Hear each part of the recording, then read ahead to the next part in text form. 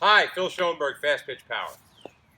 I learned early on in my business career from a very, very smart real estate developer that you never look at an investment strictly from the perspective of how much you can gain from that investment.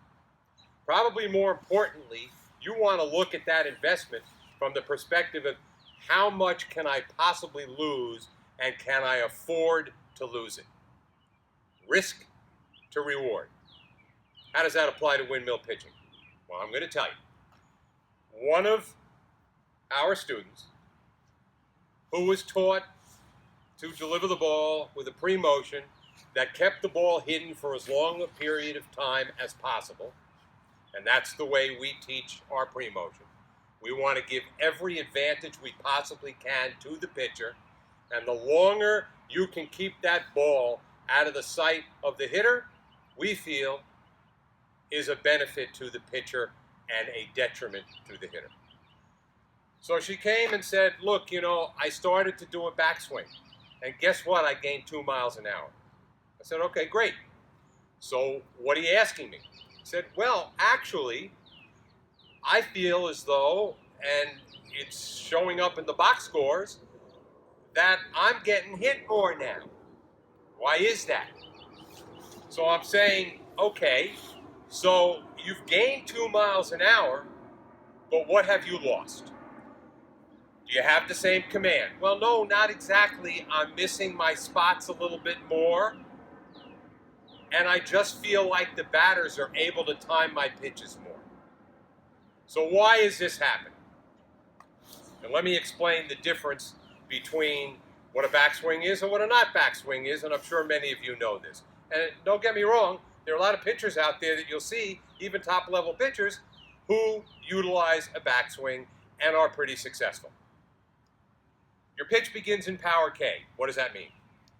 So I load coming off the pitching rubber, I explode forward, I land in a balanced, vertically stacked position, which we call power K. This is where my delivery begins. So getting to this point is what I want to do as quickly, efficiently, and effectively as possible.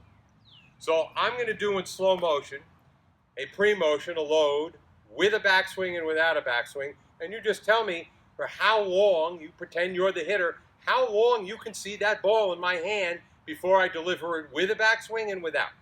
So here I am with a backswing. I'm loading, swinging back, my hand's coming around, and I'm firing and I'm driving through. Now for all that period of time during my backswing, and again, this is where my pitch begins. So whatever I'm doing back here requires additional timing because I want both my hands and my stride foot to work together. So now if I'm back here, my glove hand has to wait for my pitching hand to come up the front side in order for me to have perfect timing. Also, if I start counting, 1, 2, 3, 4, between 4, 3, and 5 are the number of times I can count where I'm still seeing that ball. Now if I do the same thing, same kind of load, same kind of reach, my hands are already together, and you can't see that ball until the last possible second. So here's my load, here's my reach, boom. And now for the first time, you're seeing the ball here instead of 1, 2, 3, 4. So this particular pitcher has gained 2 miles an hour.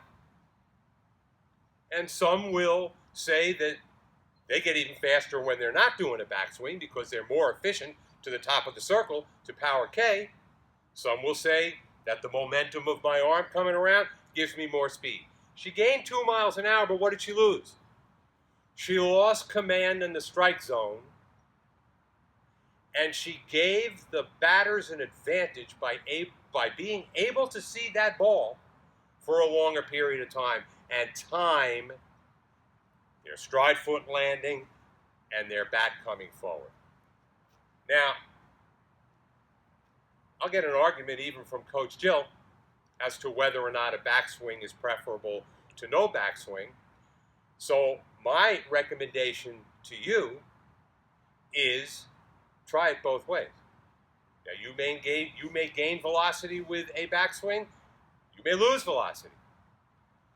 You may gain velocity by having no backswing, but the one thing you are definitely going to have when you are not utilizing a backswing is you're going to have the element of surprise. It's going to be a greater element of surprise than if you do have a backswing. Because if I can't see this until the last possible second, it gives me that much less time to time the pitch and to get my bat head to where I think that ball is going to be. I would love to hear what your experience is in this. I hope that this has been useful, and I would love to know whether or not you're using a backswing, you're not using a backswing, and whether or not you've tried both ways, and why you think one may be better than the other.